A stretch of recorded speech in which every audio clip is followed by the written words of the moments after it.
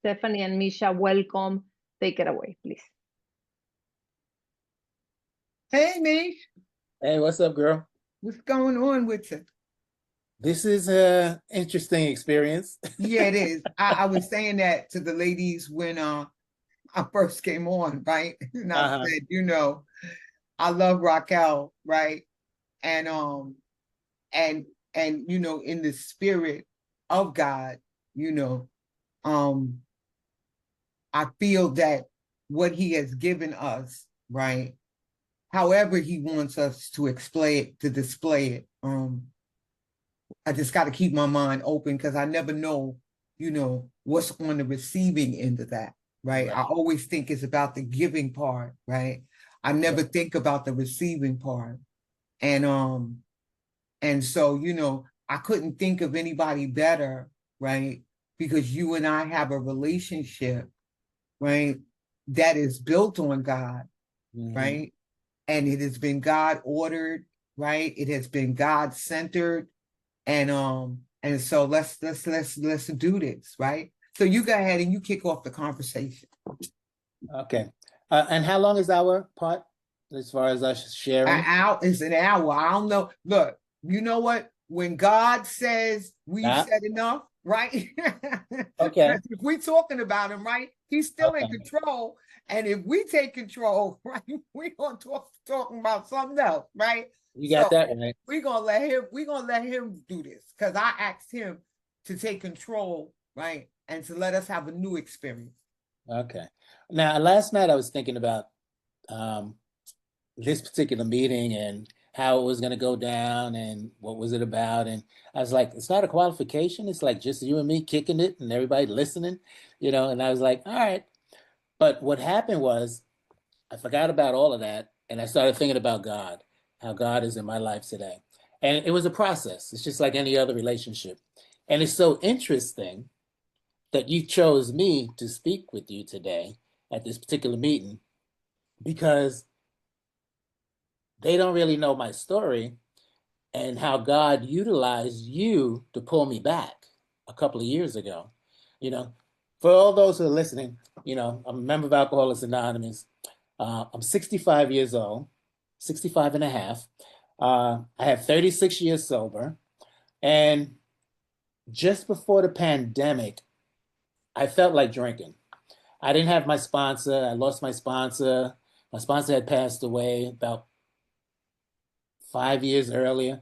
So I didn't have a sponsor for about 5 years. And I wanted to drink. And it got to the point where it wasn't if I was going to drink, it was like when. So every day I would get up and I'd be like, is today the day I give up my time? And I was afraid and I wasn't really making meetings. Then they came, the pandemic, then they came in with the Zoom. And I don't know, I started making meetings after a couple of years.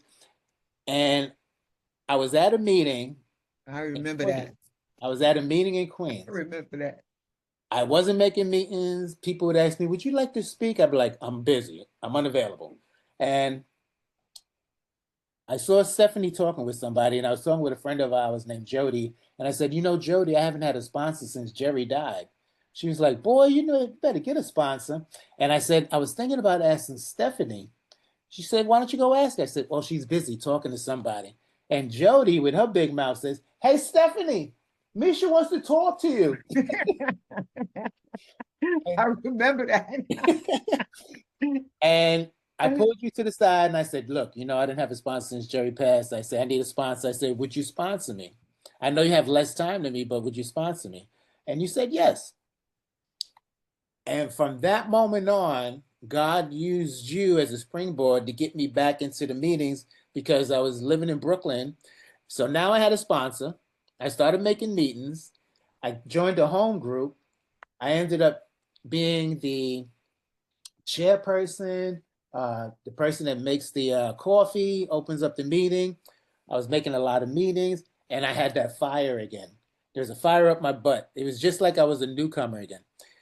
And I'm sharing all this just to give the other people here an idea of our relationship and where we at. So now I'm coming up on 37 years in September, and my life is like totally different than it was, say, 2 years ago. I was thinking last night about God, and I was like, you know what? God took me from being 15 years old when I picked up my first drinking drug, where I didn't like myself. I always thought the grass was greener on the other side. I didn't like the way I looked. I didn't like my family. I didn't like nothing. Just very dissatisfied. To where I am today, being blessed to be here today, and that I wouldn't want to be anybody else.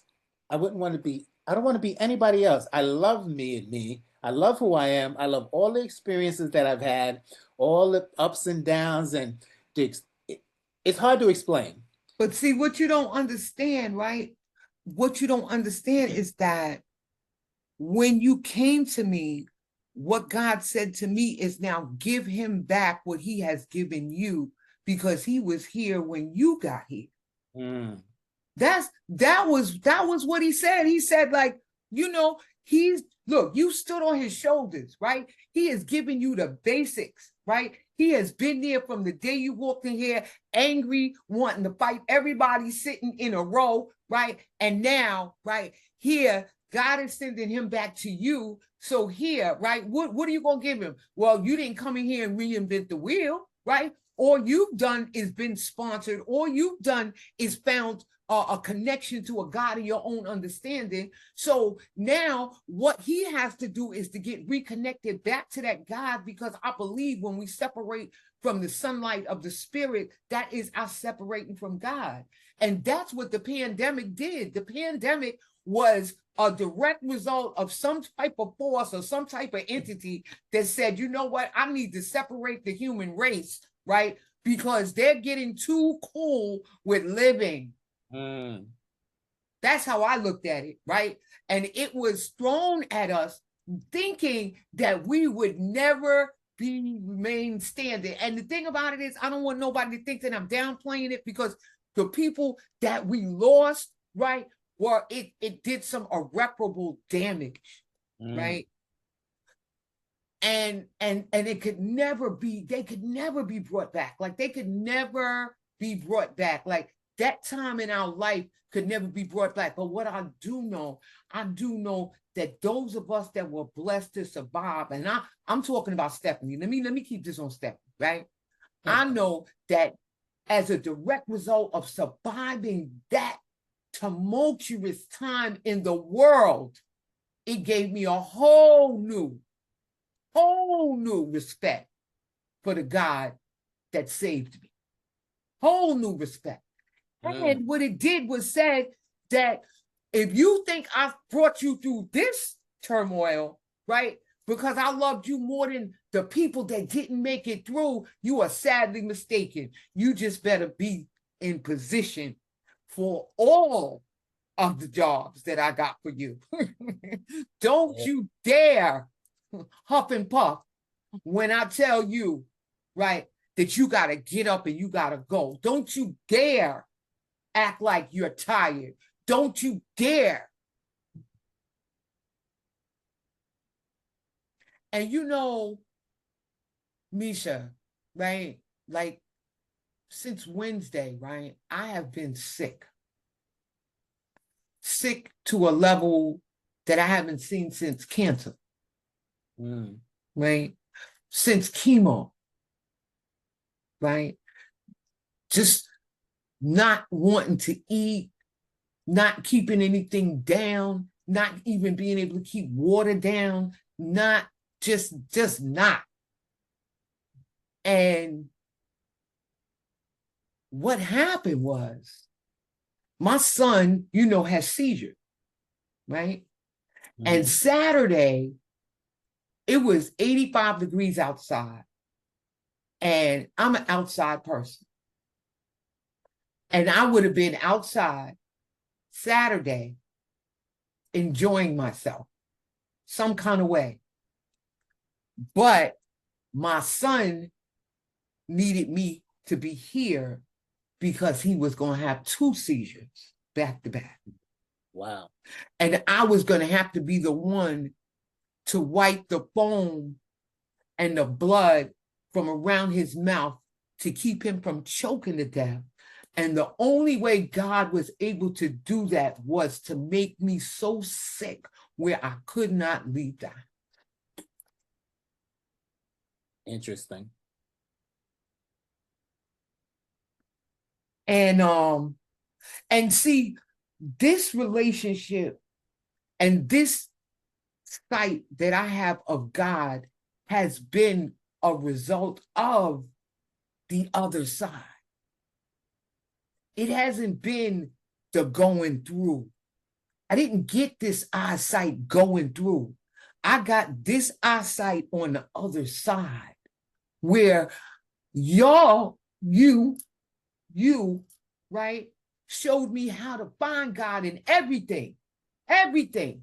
If it's the worst time in my life, find God in it. Because if I can find God in it, then I'm no longer going to look at it like it's the worst time in my life. I'm just going to look at it like it's a time in my life. See, that's what you taught me. And so when God brought you to me, I know that we as alcoholics, and it may not be all alcoholics in here, but I can only talk about the disease that I suffer from, right? Sometimes I need a reminder because I forget. Like life gets wonderful. I don't have any situations going on in my life and I forget. And I need a reminder. Now, I'm quite sure people's reminders are not as brutal as mine. And you know what? It's okay because I've learned to live with my reminders and I've learned to appreciate my reminders because what happens is I have been able to get to the other side. So that day that you told me you were struggling, it was my obligation to God to give back what you so freely gave to me. I mean, I can't explain it any better than that. And right, just like you saw it work in my life, right? I saw it work in your life, right? Mm-hmm. And I believe like that's the affirmation that I need, right? That he is everything, right? That's the affirmation that I need, that either, he is or he isn't. I need that affirmation because my brain doesn't allow me to stay there. Like I told you, my son is in the hospital right now. Right now, my son is in Long Island Jewish Hospital. They said that he is losing oxygen. But what happened was God gave me an opportunity to talk about him because check this out, right? That's the only way he's going to make it through whatever he's going through physically right now is that God spares his life again, right? Mm. And I buried a child.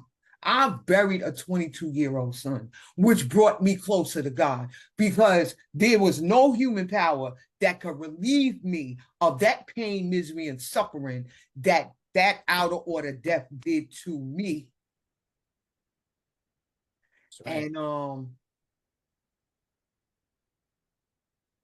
And so, right, when they talk about God, see, these things are personal. Yeah. Because, I don't want the whole world to know, like, I don't need the whole world to know, how I love my father, right? Because I love my father. I honor my father. I treasure my father. And you have been an inspiration in my life. I watched you and your sponsor, and I love the relationship that y'all had, and I love the relationship that we have. Yes. So, I ain't doing no more than what's required. My dude. Boom. Well, I find well, one of the things that I learned about recovery and what I learned from my other sponsor, Jerry, is that all of this work that we're doing, going to the meetings, talking about taking inventory, all this is about relationship with God. It's all about relationships. But the most important relationship I need to work on is the one with God. God fascinates me, but like I have a cousin right now. You said your son is in Long Island Jewish. I have a cousin right down the block from him in North Shore. She just had brain surgery a couple of days ago. She had like 3 aneurysms. They took care of 2, and then 3 months after she's recovering, God willing, she got to go through this again.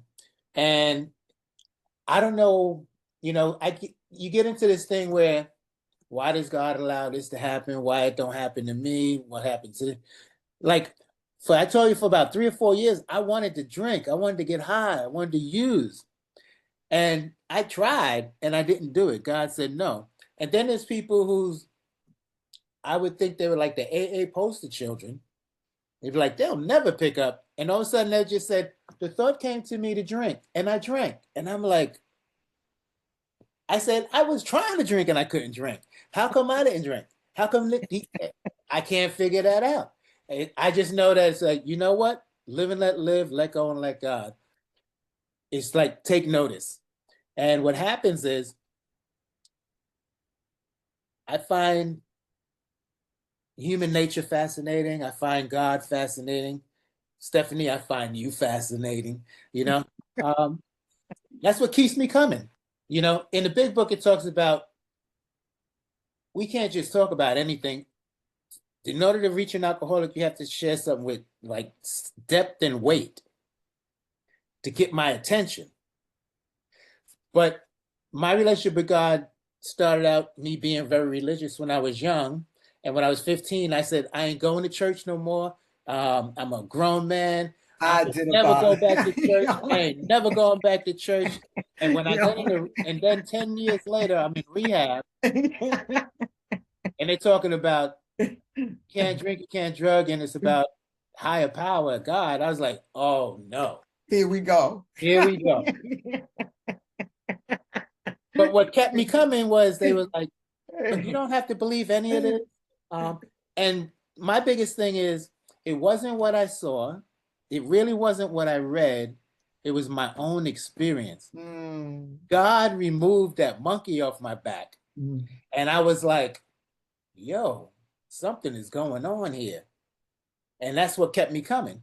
And things like that keep me coming. 36 years later, Stephanie, once you sponsored me and I got back on the springboard to life, when I go to meetings now, I'm listening. I can't identify with people that find God in church. I'm not knocking it. I'm not knocking religion. I'm not knocking church. I'm just saying I've been there. I tried that. I don't feel what they feel. I feel God. I see God. I taste God every time I go to an AA meeting. Every time. Every time. That's where I find God. That's where I meet God. But one thing, I guess I'm glad that we got to speak today, because still after 36 years, I still find it very hard to just sit and be still with just me. Just me and God. It not that it bothers me. It's hard. It's like I gotta be doing something. I should be doing something. Like it's something I should be doing. Right. Yeah. I don't know, man. This thing, boy. Life is awesome.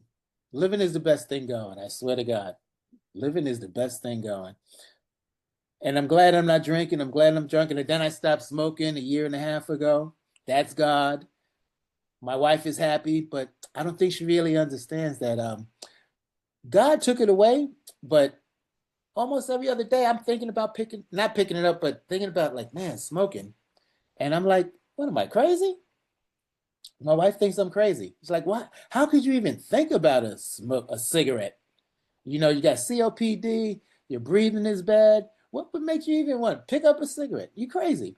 Because our brain. That's because our brain. That's why I got to keep coming to these meetings. Because our brain. Our brain is different. It's built on different, whatever. It's just built different. It don't matter. We are built different for sure. The threat of illness is not enough for us. And that's why that power greater than ourselves is the one that restores the sanity. That's why, you know, that restoration process, man. And you know, when you was talking about, like I laughed when you said, you know, when you came in here and people was talking about God, because prior to Alcoholics Anonymous, right?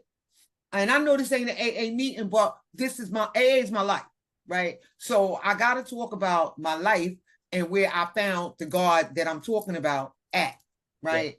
Yeah. And so I don't want to offend anybody, right? But this is my truth, right? And when I came in here and I saw God, I just got through ducking him, right? listen to what I said now. You can't duck God, right? But in my mind, right, I had just got through ducking him because, see, the God that I was raised with was a fire and brimstone God, right? It was a God that the way I was living, I didn't even go outside when it was thunder and lightning because I knew that I was going to come back in with my drawers smoking because it was no way, right, that he was not going to send one of those bolts down to strike me down because I had broke every commandment twice. Not once, but twice. And so when it used to thunder and lightning, that was the way to get me in the house, right? And get me in the house, nowhere near the window, right? Don't turn on the TV, right? Don't turn on the lights because I am a conduit for lightning because of the way I'm living. That's the type of God I was raised with. And then when I was introduced to this loving, caring, infinite, definite, unconditional, miraculous, mind-blowing, amazing God, it was totally different from my belief system. So what happened was my belief system needed to shift. That's right. Because what I realized was that if I did have a fire and brimstone God, I wouldn't be sitting here talking to y'all tonight because he'd have been took me out. You're just a waste. Like, you are taking up space. You are using oxygen that somebody worthwhile can use. And as a direct result of that type of small belief system, right? Things were given to me to build on it and build on it. And the things that were given to me were my own experiences of looking back and seeing, right, that, you know, what, when those guys were shooting at me, I really wasn't the Matrix and I was ducking the bullets, right? It was really because, right, there was a hedge of protection that was put around me, right? Because I had a purpose in my life. A purpose in my life. How do you come from a purposeless life to a purposeful life in the same body, with the same mind, just a different belief system, with some new instructions that actually coincided with the old instructions, but I just had an open mind now, right? And allowed the instructions to be a part of the transformation that happens in a life when it gets connected with a power greater than themselves. And if you would have told me that this life was possible, we would have fought. Because I would have felt like you was being disrespectful. You was trying to be smart, telling me what I couldn't have. Like, I would have felt like you was like trying to tell me what I couldn't have, right? And I would have wanted to fight because you were making me feel the way I already felt, like I wasn't worthy. And I still don't feel like I'm worthy. I just know it's grace and mercy. Yes. Because Worthy means that I think I'm better than somebody that's not getting it or doesn't feel this way, right? But grace allows me to stay in a mind and a posture of humility, right? Where whenever the good things happen, I say thank you.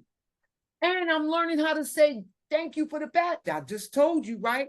I thank God for making me sick enough to stay in the house because I wouldn't have wanted to walk in here to a situation that I would have never been able to recover from. Ever. And let me just say this, right?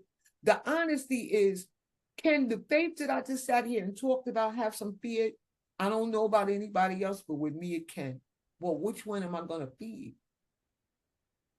And that's how one diminishes, right? One decreases and the other one increases. But at some point, the one that tries to increase is the fear. And that's when I have to become less Stephanie reliant and more God reliant. So I'm just, I'm just in awe about the whole doggone thing, Misha. You know? Me too. And I really don't know much more to say because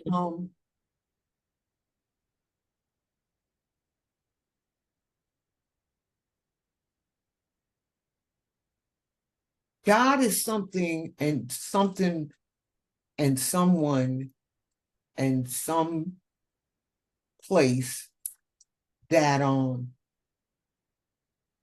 it's more about actions than words. It's more about how am I living when nobody's looking. And I don't have to tell you how I'm living when nobody's looking, because then I'm taking credit for it and I'm not giving credit to the one who has all power. So when I'm trying to find things to say about something that has given me a life beyond my wildest dreams, I am doing that force a disservice. So me, Stephanie, I'm done, but I'm ready to listen. So go ahead. And I am done as well. I love you, Misha. I love you more, Stephanie. So both of you are done? Yeah, we done. Okay. So, Stephanie, and both you, Stephanie and Misha, you know what I was thinking about? First of all, I never heard somebody say what I have been feeling for a long time. And you said it, Misha. You said, I am fascinated by God. And I come to understand that today I can meet God and see God and experience God in many actions, but I find it sometimes also in books, in knowledge, in scriptures, in many things. And you mentioned, Misha, how you are fascinated by it, right? Just like that time that, when we have those moments that it feels like, oh, what was that? That was amazing. And I wanted to ask you about that fascination. And at the same time, I wanted to ask Stephanie, because Stephanie, when you were talking and describing God, oh my God, it was just so beautiful. And that's the part of you that always rocks my world, because every single word that you were saying in your experience with God was resonating with my soul. So do you mind, both of you, maybe just taking a little bit, Misha, maybe you two talking about that fascinating part of God, and you, Stephanie, about maybe one or two experiences that brought you to that amazing, beautiful description of the power. Would you like to go ahead, Misha, for if you want? Well, I believe God's fascinating for me. Well, I like what you said about you can see God in books and literature, and a matter of fact, I gave Stephanie a book a couple of months ago called "Romancing the Divine" that I want us to read and discuss. And the thing about this book, which is so cool, because what happens whenever the student is ready, the teacher will appear in some shape, form, or fashion. And he describes in a book as he has to he romances God, like romances God. I was like, romance God. And I was like, wow. What happened? There was a friend of mine years ago. I went to a co-ed retreat, right? And everybody thought she was like kind of weird. And she was sharing how a lot of times, like when she would give up to the flesh, she wanted to get up and, run the streets and have sex with men or whatever. So in order for her to fight that impulse, she said she would pray to God and say, God, I want you to take me to bed. And I was like, what? I mean, everybody in the place was like, what? But I understood what she was talking about. She was having God feel that feeling so that she doesn't have to go out there physically. And for me, God is either everything or he is nothing. With me and God, it's not about male and female, it's just a human being that God can satisfy any of your desires, you know? So that fascinates me as well. I don't know if that sort of answers your question, but Yeah, it does. You, Steffi? Okay. So this relationship, as you know, right? I had cancer, and I was taking chemo and radiation for like 2.5 years. And the cure was killing me, right? Like the cure was killing me. And so I had caught a sepsis infection. I was in the house, right? I was on pain medication because through my cancer bout, I was always in pain. My stomach was always hurting, right? And they had put me on the pain medication. And this day, right? I got up to go to the bathroom, and this pain was different. And the pain dropped me to my knees. And I called out to my sons and I told them, call an ambulance because something's not right. So when the ambulance got here, my blood pressure was dropping. My organs and my vitals were shutting down because the sepsis was starting to run through my body. By the time I got to Jamaica Hospital, which I hope I'm not offending nobody, but as far as I'm concerned, I thought it was Dr. Come Kill Me Quick Hospital, right? That I always said, please don't ever take me there, right?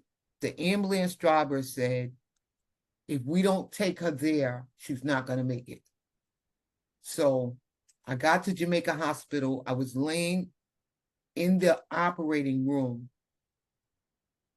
and my blood pressure was 50. 50 over a lower number, right?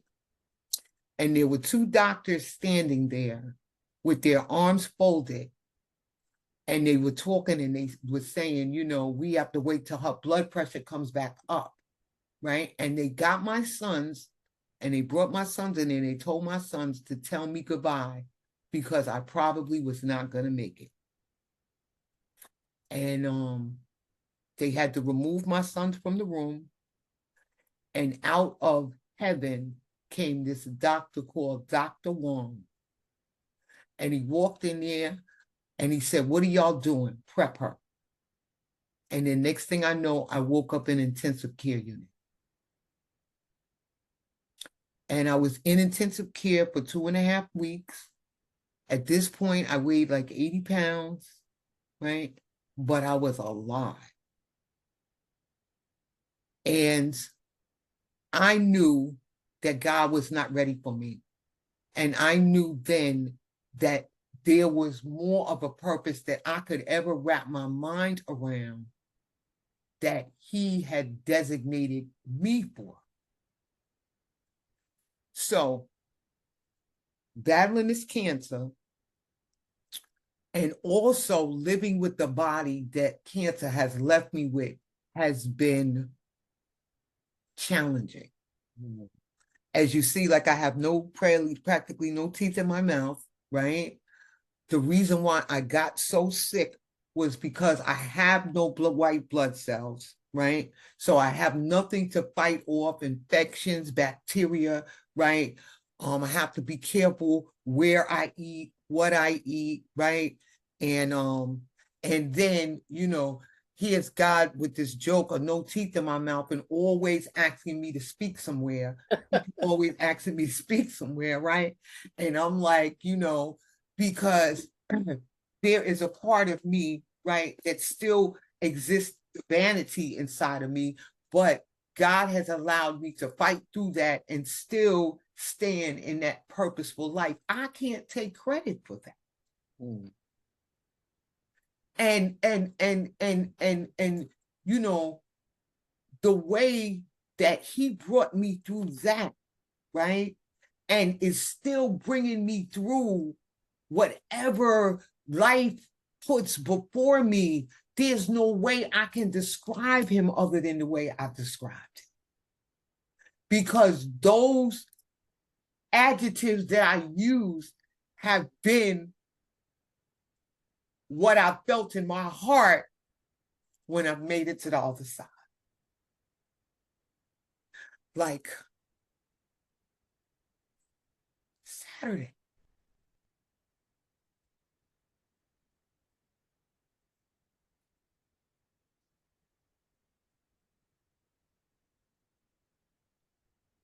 Like Saturday. Because he knows that illness that my son has, every time he has a seizure, there's no guarantee. But if there's somebody to assist, there's a possibility. Because the assistant is still not God. And when God is ready for whoever he's ready for, he not asking nobody's permission. He not asking, are you ready? He not asking, have you prepared yourself? He not asking, did you get your affairs in order? He not asking those questions. He's just taking his child home. And so to see that he wasn't ready for him and he wanted to use me, right, to just be on deck, right, not to save him, because I can't take credit for that, but to be on deck. Like, listen, I just need you to be there with the paper towel, right, and to be able to wipe the sweat off his head and to be able to try to talk back to him so that his brain doesn't get so much damage. Like, I just need you to do that, and you can't do that if you're out in the park because it's 80 degrees.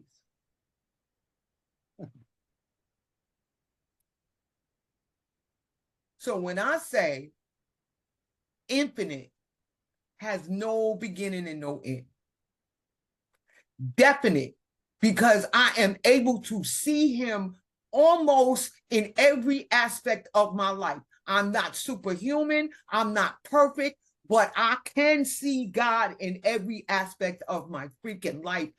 Sometimes I wish I couldn't because I get mad, because I'm not saying he always do what I want him to do.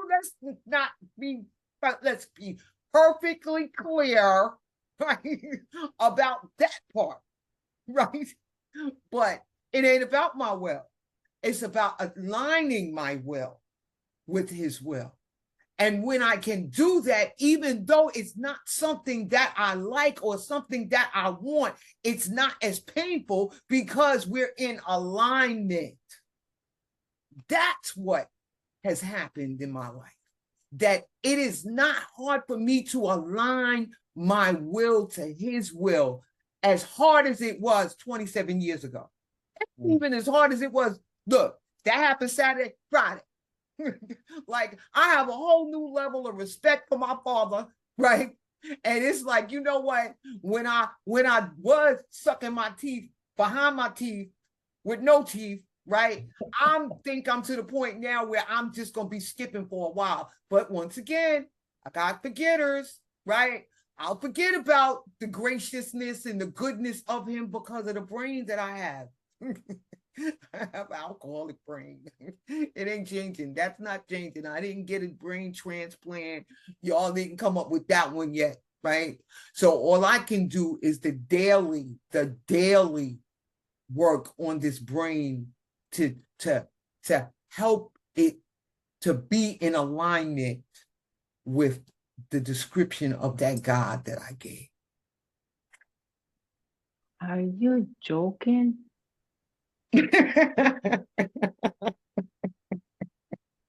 Can't. I mean, I'm telling you, every single time. I don't know if anybody else feels this, and we're gonna open for questions, but this is, please, like, if you have any questions, this is the time to open your mic if you want, or send the questions to them, because it's like you throw lines, Stephanie. It's like it's captivating. It's captivating to see, to hear you, right? To hear, even before the meeting began, to tell me this is so personal, and for you to put this and expose it, but at the same time the necessity, the need to do that, because if at the end of the day, probably this is what brings us together. And there's a girl here that came that is actually struggling. She said it before we began. She wanted to introduce herself, and this is not a concept that some of us grasp easily. And when you speak, I don't need to understand. I just feel the pull, right? So anybody has, please, questions. This, I love you, Stephanie, I by love the you way. too. I love you With all too. my heart. Me too. If anybody has, please, any questions for Stephanie and Misha, this is your meeting. This is when we're going to talk about God. Please bring it on. I have a question. Go ahead, Ashley. Thank you for your shares. Both of you have sat here very much like what the host was saying, like captivated with your words and your stories. And I'm really sorry to hear about your son, Stephanie. That story is unbelievable. I guess the question that I have is, when this whole journey began for you guys in relation to turning to a God, did you find that you were very angry before you had some sort of revelation or connection? Because I feel like for as much as my mind is opening up to the possibility that there's more to what's going on, I feel like all I'm collecting is reasons to be angry, reasons to be, oh, I don't want to know about that. Oh, I don't want to see that. Oh, I don't. And I just I'm getting to the point where I'm like, I can't bury my head, because burying my head is a problem. But the further I try to open up my mind, the angrier I'm getting. And I'm not sure what's happening there, but I don't know if that's common. But if you could speak to that, I'd really appreciate it.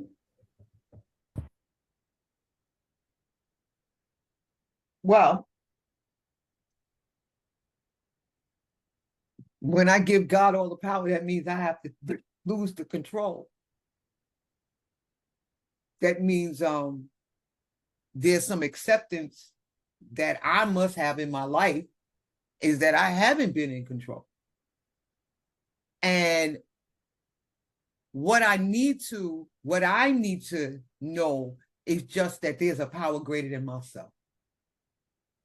Like my start there was the decrease that was necessary in order for God to increase. I needed to really understand that I have no power and no control.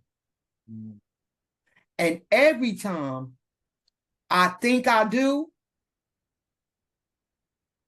usually there's a recipe for disaster somewhere down the line. It's an increasing process. It's not a start here process. It's not a start where Raquel is at process. It's not a start where anybody on this platform right now process.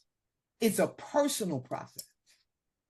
And I found out that the God that I have in my life doesn't care if I do get angry with him, because if I look at him like he's my father, me and my father used to fight.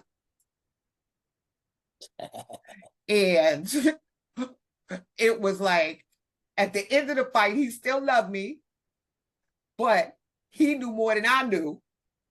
He knew better than I knew. And he knew that if I didn't listen to him, I was going to be listening to somebody else, like a correction officer.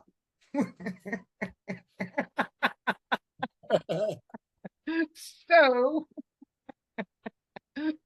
look, you know, so one thing I've learned, right, is to always accept my process and try not to try. I have to try not to look to the left or look to the right at somebody else's process and think that the joy that they have in their life, why can't I have that joy? And the peace that they have, why can't I have that peace? And they seem always happy. And then I realized, right, that all that was in my head. It was so far from reality, right, that it caused me to settle down, look down at my feet. This is where I'm at, right? And if I'm mad at him today, so what? I'm mad at him today. You know what I'm saying? Guess what? He's still going to be God. He's still going to do what he's going to do. So me being mad at him is not going to change anything. But what can possibly happen is that I can decrease and he can increase. And that's what we want. Yep.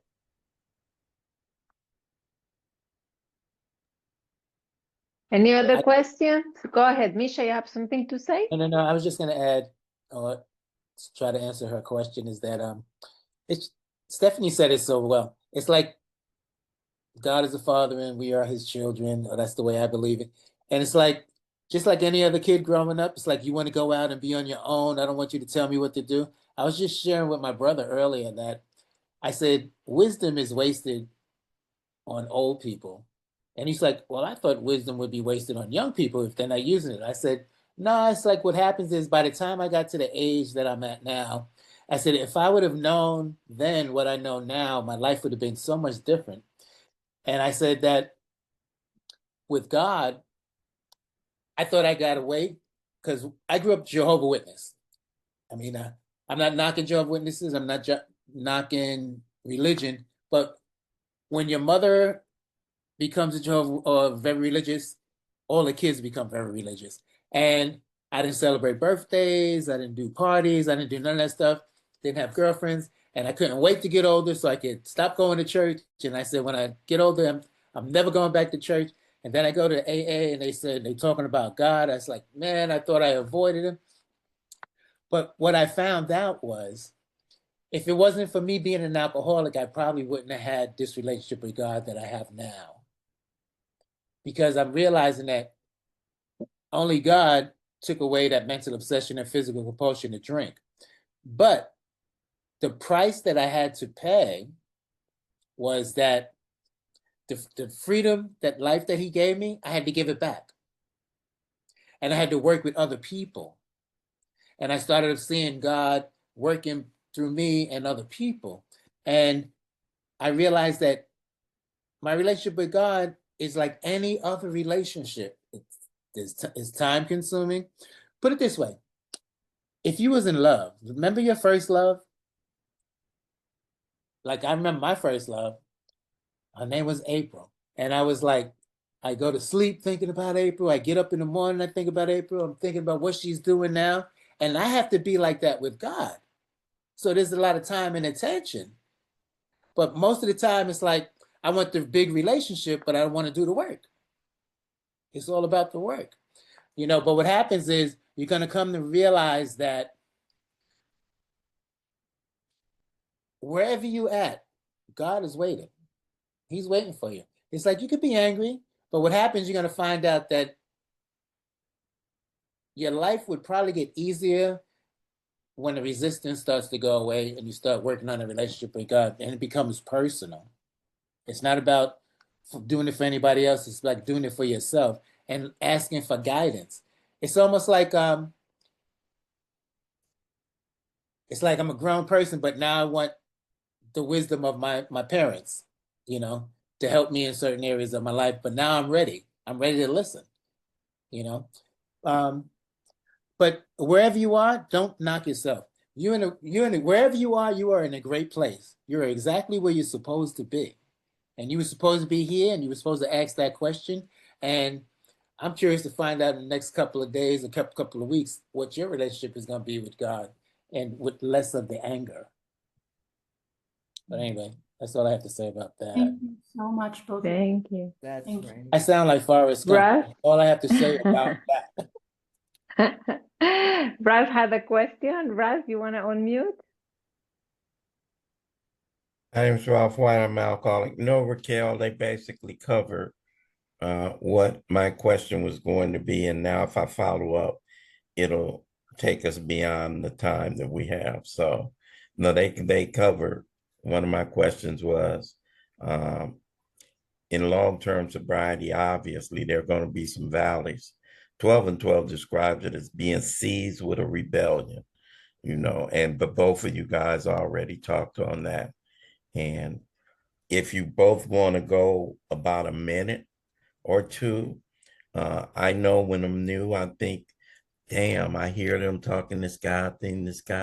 I'm not there. I don't understand. I don't feel it. What has been the benefit, if any? I don't want to ask a leading question.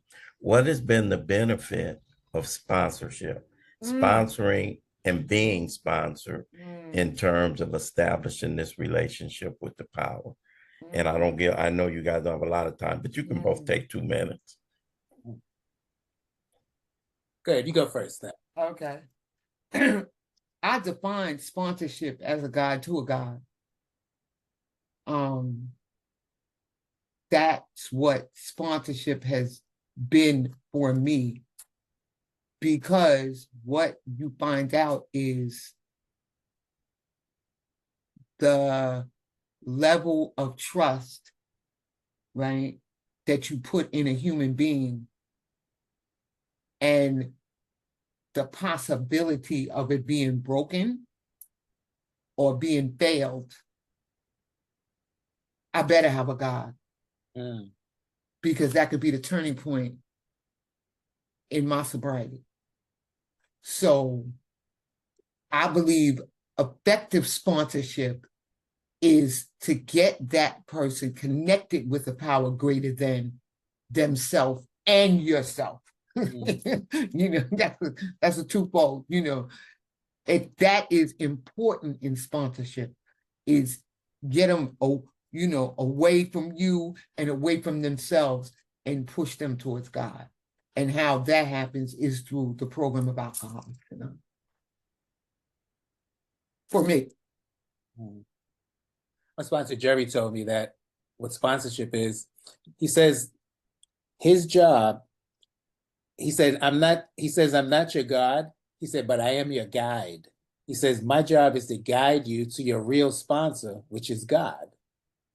But the thing about it is, when you're sponsoring somebody and you take them through the work, even though you think you went through the work before, you're going through it again. And what they say, when any two alcoholics are gathered together, God is in the midst. It is amazing. The lady, Raquel, likes to hear me say fascinating. It is fascinating to go to a meeting and have conversations with people or watch how God works in other people's lives. I don't know how many times I went to a meeting and there was a woman, I think she had 90 days and they asked her to speak, and she was sharing, and the whole time she was sharing, she's like, I don't really feel like I'm saying anything, but everybody was almost in tears because they was watching God speak through this woman that didn't even realize God was speaking through her, but everybody else saw it, but she couldn't see it. That's right. That's why they say you just keep coming until the miracle happens, you know? And I call that when You're mentally, physically, and spiritually in the exact same place at the exact same time, which is a rare combination. But you just got to keep coming to experience it.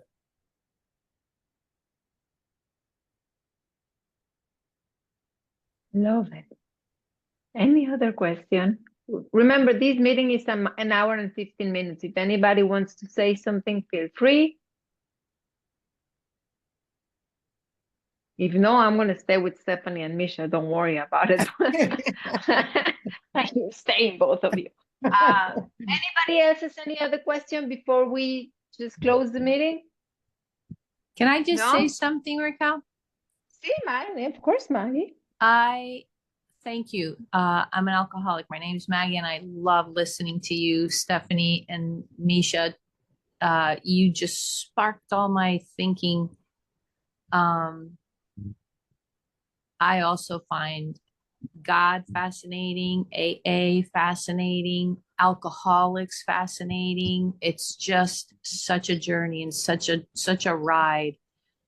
Today I had an experience where I took my brother to a doctor appointment. Did I really want to do it? Did I want to be sitting in this waiting room with people that are maybe old and health issues? And it just, none of it was appealing. And all of a sudden, this nurse came in pushing this wheelchair with an elderly man with oxygen and all this. And I just watched her. And I thought, man, I'm doing this just once in a blue moon. She does this every day. And I suddenly, and I thought, it's not an easy job. It looks like it's a really hard job. And I thought, what would ever have somebody pick a job like that? And then I was just thinking, no, this whole thing that's happening right now is God showing me that I'm a spoiled brat.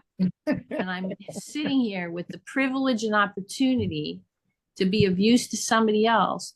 This lady's doing this every day, all the time, and she's doing it with such grace. And I just wanted to, you help me with your talk, connect those dots about why she was there and why I got to see that. Now, did I all of a sudden be like, oh, okay, good, I'm so happy that I'm here? Not really. But at least Raquel's my sponsor, and she always tells me in my review to say, God, where did I see you in my day? God, what did that mean to me? And it just all came together. And your talk did that for me. So I want to thank you. Thank you, Maggie. Well, thank you, Stephanie. Thank you, Misha. Thank you, everybody.